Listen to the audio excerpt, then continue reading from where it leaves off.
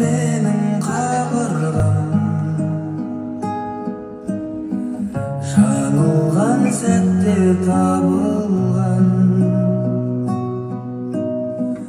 Айналдым досым, айналдым сендей бауырдан.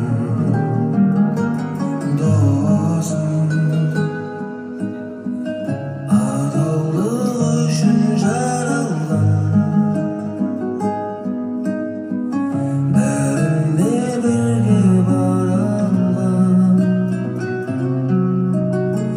Уақытын бәрін арнаған нағыз адал жан.